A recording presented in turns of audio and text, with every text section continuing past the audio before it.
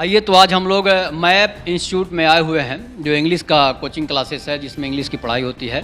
आलोक sir जी हैं, इनसे हम लोग थोड़ा सा जान लेते हैं कि जो बिहार सरकार के शिक्षा के जो प्रधान सचिव हैं के पाठक ने जो फरमान जारी किया है कि कोचिंग जो है, कोचिंग संस्थानों को, हालांकि उन्होंने एक बहुत अच्छा काम किया है, जिसमें हम लोग सर से राय जानेंगे कि जो कोचिंग है वो आपको सुबह से 9 बजे तक चलाना है। इसके बाद जो है शाम को 4 बजे से रात तक आप जितना बजे तक चला सकते हैं।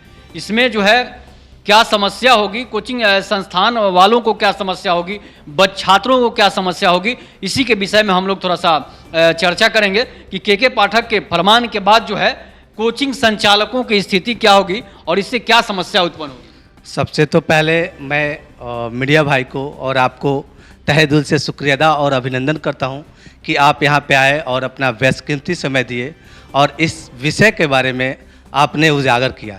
सबसे तो पहले मैं बता दूं कि जो के पाठक जी का फरमान है और बिहार सरकार की जो फरमान है कि सुबह कोचिंग 9 बजे तक चलेगी और आफ्टर दैट शाम में 4 बजे के बाद से, मैं बता दूं कि सबसे तो पहले हम ये बताना चाहते हैं कि हम जो कोचिंग संचालक हैं, सबसे तो पहले कोरोना काल में हम लोग मार झेले।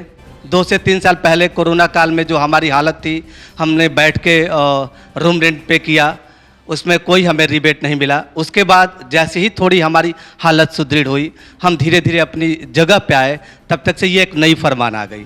तो हमें बार बार चीज़ें झेलनी पड़ती है। लेकिन मैं बता दूं कि इसमें बहुत सारे बच्चियों को बहुत सारी परेशानी होगी। एक तो ये डिसीजन मिड टर्म में लिया गया, बीच में लिया गया, जहाँ पे बहुत सारे बच्ची बाहर से आके, क्योंकि आरा एक ऐसा हब सेंटर है जहाँ पे सासाराम से बच्चे आते हैं, दूर दूर तक बेटा, यहाँ बक्सर तक बच्चे आते हैं, आके पढ़ाई कार्य करते हैं। अब बताइए कि जो बच्चे पहले से यहाँ पे रूम लेके रह रहे हैं, जो बच्चे पहले से यहाँ एडमिशन ले चुके हैं, उनकी हालत क्या होगी। एक तो पहले एडमिशन लेने में उनको दिक्कत हुआ, उनको गाँव में स्कूलों में एडमिशन मिला, अब जाके फरमान आया कि स्कूल में बच्चे 75% अटेंडेंस देंगे। अब बताइए कि जो बच्चे 75% अटेंडेंस देंगे उनका क्या हालत होगा। अगर 75% अटेंडेंस देंगे तो क्या वो पूरी भरपाई कर पाएंगे। हमारे अगर स्कूलों की हालत देखी जाए, ये नहीं कि मैं उनकी फरमान को दुर्व्यवहार बताता हूँ, मैं उनकी फरमान को इज्जत और सम्मान करता हूँ, लेकिन आप एक नज़रिया से देखे जाए तो ये देखिए कि क्या बच्चे जो 75% अगर वहाँ अटेंडेंस देते हैं, तो क्या बच्चे फिजिक्स, केमिस्ट्री, मैथ, इंग्लिश के टीचर वहाँ उपलब्ध है? क्या बच्चे पढ़ पाएंगे अच्छा तरीक़ा से? मुझे नहीं लगता, क्योंकि 10 तक गांव सीमित है, मैं बात को मानता हूँ, 10 तक सीमित है। लेकिन अगर हायर एजुकेशन में जाना है तो बच्चों को कहीं ना कहीं बाहर आना होगा। बच्चों को उस तरह का एनवायरनमेंट चाहिए, बच्चों को उस तरफ का माहौल चाहिए, ताकि बच्चे अपने माइंड को डेवलप करें और अपनी चीज़ों को सुदृढ़ कर सकें। इसलिए मैं इस फरमान से तो खुश नहीं हूँ। यहाँ तक कि मेरे जितने कोचिंग संचालक भाई भी हैं वो भी खुश नहीं हैं, क्योंकि पहले ही हम मार झेल चुके हैं और दूसरी दफ़ा ये मार झेलनी पड़ रही है हमें। कुछ कोचिंग संचालकों का कहना है कि वो हिटलर जैसा फरमान जारी कर दिए हैं, जो कि ये संभव है ही नहीं। ये बात सही है, बिल्कुल सही है, क्योंकि हम लोग जब तक रहेंगे हम बच्चे के लिए हैं, हम बच्चे के लिए मर जाएंगे और बच्चे के लिए लड़ जाएंगे, क्योंकि बच्चों के साथ हम लोग गलत नहीं होने देंगे।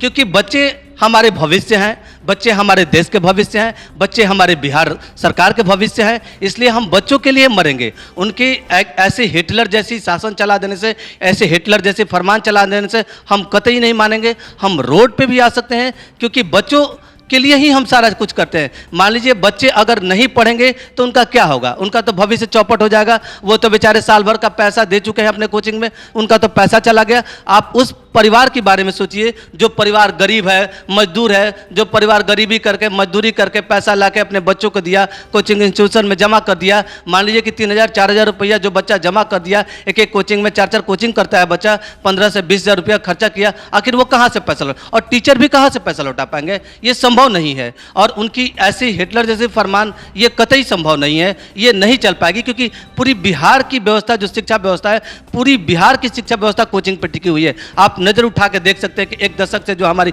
स्कूल की हालत है, किस हालात में हमारे बच्चे जी रहे हैं। ना स्कूल में अच्छा से पढ़ाई की व्यवस्था है, ना टीचर की व्यवस्था है। हाँ, स्कूल बन चुके हैं, अभी फिलहाल की कुछ देर की सिनारियो देखी जाए तो स्कूल खड़े हो चुके हैं, लेकिन उस स्कूल में एक भी शिक्षक नहीं है जो कि 10+2 के बच्चों को हैंडल अच्छा से कर सके। सर अच्छा, ये भी है कि जो आप कह रहे हैं कि बच्चों के लिए करेंगे, तो के पाठक भी जो है वो भी बच्चों के लिए ही ऐसा किए हैं।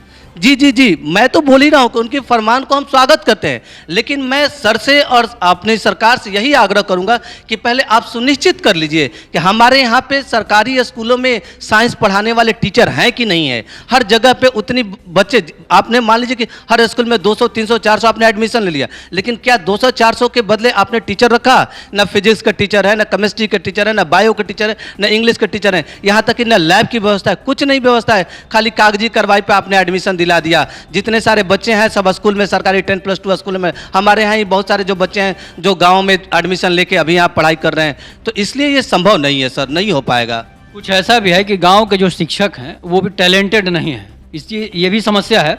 एक और बात है कि जैसे कि जो कोचिंग का जो समय दिया गया है, क्या इस समय पर बच्चों का आना संभव हो सकता है? नहीं नहीं, ये सर मैं तो पहले बता दूं कि जो गांव के शिक्षक हैं उनकी जो मानसिकता है वो 10 तक ठीक है, मैं ये नहीं करूँ कि नहीं है, वो 10 तक जो उनकी स्टेबिलिटी है वो ठीक है, मेंटालिटी ठीक है। लेकिन जैसे ही हम हायर एजुकेशन की बात करते हैं, जो 10+2 की बात करते हैं, क्योंकि 10+2 एक बच्चों का प्लेटफॉर्म है। यहीं से बच्चा IIT तैयारी करता है, तो यहीं से बच्चा नेट की तैयारी करता है, यहीं से बच्चा एयरफोर्स नेवी स्टैंडर्ड की बात करता है, तो यहीं से बच्चा LDC और अपना ग्रेजुएशन लेवल का SSC इनकम टैक्स ऑफिसर की तैयारी करता है। तो एक अच्छी प्लेटफॉर्म मिलने के लिए, एक अच्छा एनवायरनमेंट मिलने के लिए बच्चा को कहीं ना कहीं एक अच्छा बेस मिलना चाहिए, बच्चा को एक अच्छा कहीं ना कहीं प्लेटफॉर्म मिलना चाहिए, ताकि बच्चा आगे अपनी पढ़ाई जारी कर सके, क्योंकि ये प्लेटफॉर्म है, ये मंच है। और जहाँ तक बात रही बच्चों की आने की, तो आप बताइए, आप तो हालात देख रहे हैं कि क्या बच्चियों को शाम में 7 बजे 8 बजे बुला पाना संभव है? बिल्कुल कतई संभव नहीं है, क्योंकि हमारी जो हालात है,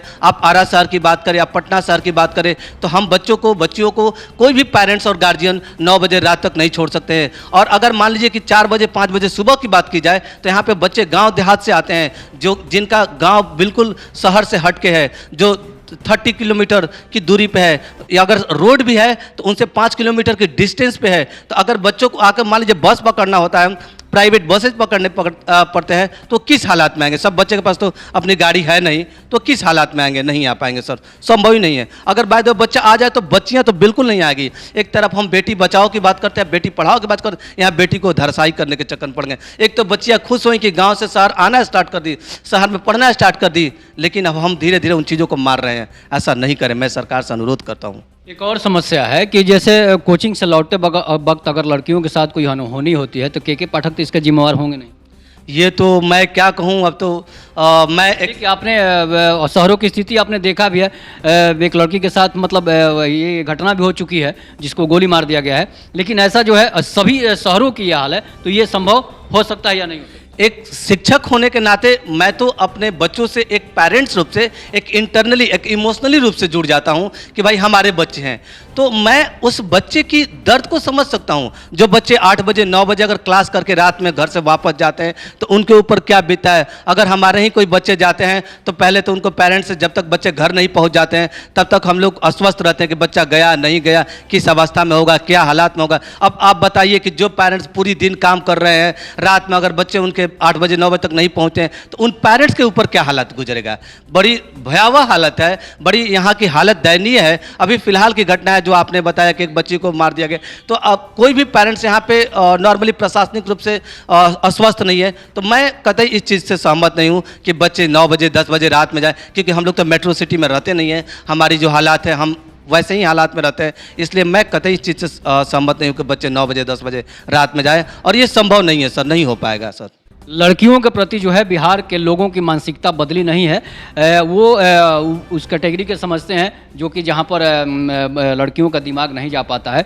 एक और बात है कि जो जैसे हायर एजुकेशन की तैयारी कर रहे हैं, जो लोग जैसे NIT का है, नीट का है, या फिर IIT का तैयारी कर रहे हैं, क्या उन लोगों के लिए तैयारी करना ये संभव हो सकता है, या फिर वो सरकारी विद्यालय में पढ़ के जो है रिजल्ट निकाल सकते हैं? सर जहाँ तक बात की जाए तो मैं पहले भी बता चुका हूँ कि अगर गांव देहात की जितनी सारी स्कूल्स हैं, वहाँ के जो टीचर्स हैं, उनकी मेंटालिटी, वहाँ उनका स्टैंडर्ड 10 तक ही सर सीमित है। अगर हायर एजुकेशन जाना होगा, आप आज के डेट में पेपर की हालात देखें, अगर NIT बेस्ड क्वेश्चन देखें, अगर IITian क्वेश्चन देखें, तो उनका एकदम दर्जा ऊपर चला गया है। हायर क्वालिफाइड मतलब वहाँ पे बच्चे चाहिए, इसलिए और उस लेवल के, उस स्टैंडर्ड के टीचर चाहिए। हमारे यहाँ पे तो ऐसी हालत हो चुकी है कि बच्चे एडमिशन लिए वहाँ जाके बाहर तैयारी कर रहे हैं। तो सर जो दर्जा है, एक हायर रैंक का जो दर्जा है वो एक हायर एजुकेशन है, वो सर गांव में कतई नहीं मिल पाएगा। वहाँ का इन्वायरमेंट उस लेवल तक नहीं है क्योंकि बच्चे ताकि उस चीज़ को पढ़ सके और इस चीज़ को भरपाई कर सके। और उस चीज़ को अगर बात की जाए अभी फ़िलहाल में एक प्रेजेंट सिनारियो में हम ऑनलाइन क्लासेज की बात करते हैं, तो आप बताइए कि ऑनलाइन क्लासेज किस, बहुत सारे ऐसे गाँव हैं जो रिमोट एरिया में हैं, जो दूर दराज के क्षेत्र में हैं, जहाँ पर नेटवर्क काम नहीं करता है। बहुत ऐसे पेरेंट्स हैं जो 239 या 500 की रुपीज़ का रिचार्ज पर मंथ नहीं कराना चाहते हैं। बहुत सारे ऐसे पेरेंट्स हैं जिनके पास मतलब मोबाइल नहीं है, जो 10,000 15,000 की मोबाइल खरीद के अपने बच्चों को दें।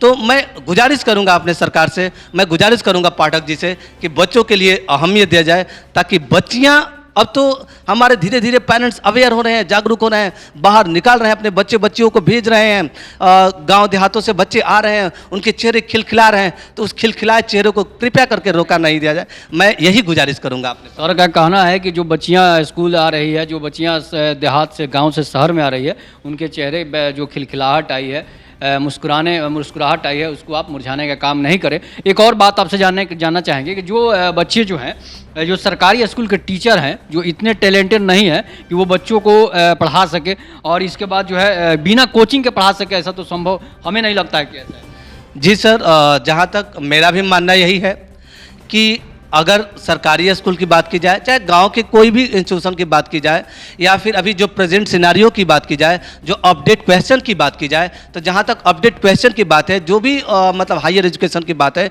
तो हायर एजुकेशन में हर समय क्वेश्चन अपडेट होते रहते हैं।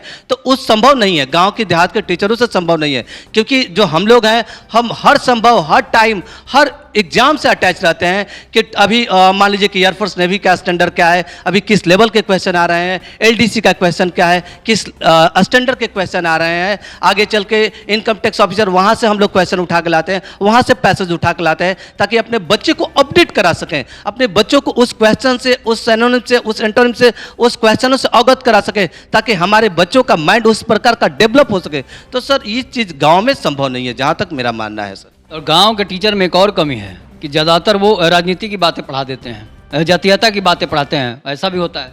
यस, मैं भी इस बात से सहमत हूँ, लेकिन अब इस बात को क्या क्या लेके बोला जाए, लेकिन मैं यही कहूँगा कि बच्चे अगर बाहर निकल रहे हैं, पेरेंट्स जागरूक हैं, तो उनको भेजा जाए। मैं इस पर ज़्यादा टीका टिप्पणी नहीं करूँगा, ज़्यादा मैं राजनीति की तरफ नहीं जाऊँगा, मैं ज़्यादा जातिवाद। एक और बात है कि जो बच्चे जो गांव से जो शहर में आके खुद से रूम लेके जैसे पढ़ाई कर रहे हैं, खुद से खाना बना के पढ़ाई कर रहे हैं, क्या उनके लिए क्या समस्या आएगी? यस सर, ये तो बात आप बिल्कुल सही बोलते हैं, क्योंकि देखिए 10+2 जहाँ तक बात है, जहाँ तक इंटरमीडिएट की बात है, तो यहाँ पे 4 कोचिंग करने पड़ते हैं बच्चों को। फिजिक्स, केमिस्ट्री, मैथ और इंग्लिश करना पड़ता है। अगर बच्चा सोचिए कि जो 5 बजे निकलता है या फिर 8 बजे निकलता है, तो सीधे 12 या 1 बजे रूम पे जाता है। तो सोचिए उस हालात में अगर 9 बजे लड़का क्लास करता है, फिर 9 बजे के बाद 4 बजे तक लड़का स्कूल में रहता है, फिर 4 बजे के बाद वो खाना दाना, सर बिल्कुल संभव नहीं है। क्योंकि अगर लड़के बार बार एक ही चीज़ को, प्रोसेस को दोहराते रहेंगे,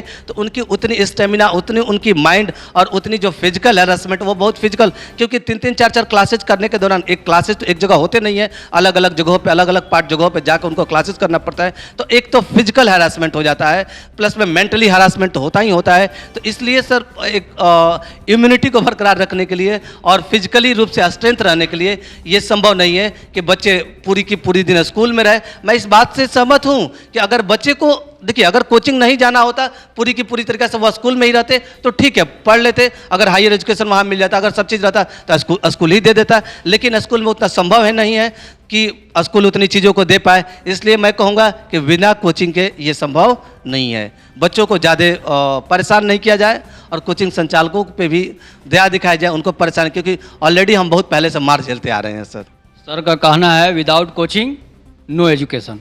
तो आपने सर से जाना कि जो के पाठक का फरमान था, उस पर इन्होंने जो बयान दिया है, आप इस पर अपनी प्रतिक्रिया जरूर दीजिएगा। तब तक के लिए नमस्कार, जय हिंद, जय भारत, जय श्री राम।